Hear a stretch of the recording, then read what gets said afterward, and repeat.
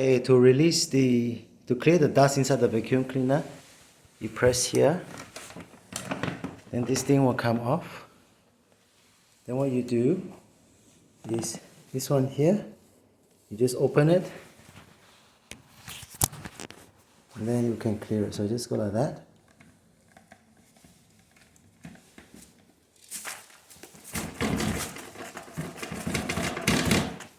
Once it's clear,